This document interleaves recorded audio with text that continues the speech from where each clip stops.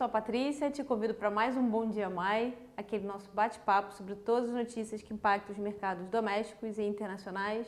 Hoje é sexta-feira, dia 13 de setembro, são 10h30 da manhã.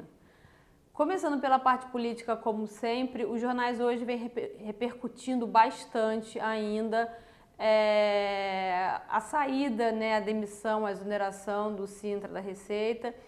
E aí, quais seriam os planos B para que a CPMS pudesse ser substituída, Ela, na verdade, ela não chegou nem a ser implementada, mas como os planos do governo incluiriam a volta do imposto e essa ideia ficou, enfim, bem mais difícil de ser implementada depois de tudo que aconteceu, os jornais tratam exatamente desses estudos por parte da equipe econômica, pensando em uma substituição. E aí um dos temas seriam exatamente naquela tese de acabar com privilégios, que também foi uma tese adotada na Previdência e deu certo, adotar ela na tributária, exatamente tributando quem tem maior renda. Então seriam tributados dividendos, aplicações financeiras, exatamente aqui naquele nicho de pessoas que têm uma renda mais alta. Entretanto, as mesmas notícias dizem que essa tributação ela não teria o mesmo impacto, a mesma potência arrecadatória quanto a CPMF. Então, ou seja, a conclusão é de que algum imposto nesse molde teria que ser criado e que o Guedes ainda também persiste no plano de desonerar a folha, como um grande impulso para o mercado de trabalho. E aí, para abrir mão da desoneração da folha, você precisa colocar alguma outra coisa no lugar, Não dá para abrir mão de imposto e simplesmente não substituir por um outro.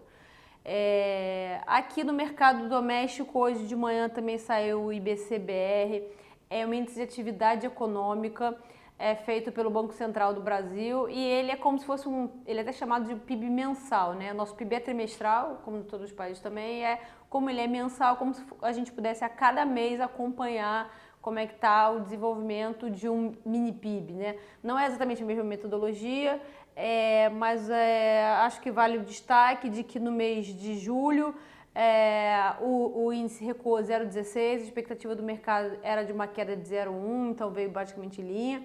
Mas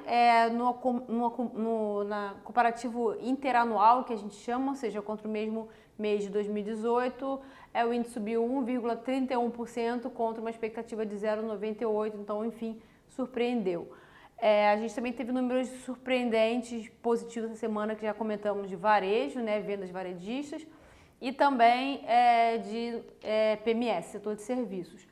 O externo hoje, de novo, continua dando tom, de novo em relação ao trade war. Então hoje tem notícias aí envolvendo uma trégua parcial, um acordo provisório entre Estados Unidos e China, que envolveria inclusive propriedade intelectual, acesso a mercados, compra de agrícolas e em troca de algumas reversões de tarifas. Então, por exemplo, a China já deu o primeiro passo e reduziu tarifas de importações americanas sobre soja e carne de porco e comprou soja pela primeira vez dos Estados Unidos depois de muito tempo. Então, assim, está dando uma sinalização de um acordo parcial. Tem algumas notícias de que o Trump preferia um acordo definitivo, mas acho que um parcial já dá um bom encaminhamento do que pode ser esperado para essas conversas em outubro entre os dois países.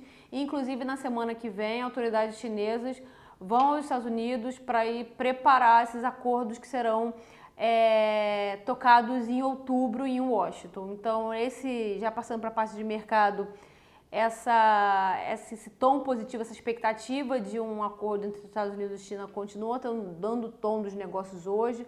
A gente vê baixa aversão a risco, então ativos de risco se valorizando, moedas emergentes ganham, se valorizam, ganham em relação ao dólar, bolsa ao redor do mundo também se valorizando no dia de hoje, minério com forte alta, exatamente pensando que uma melhora no trade war faz com que a China volte a demandar a commodity e ela se valoriza.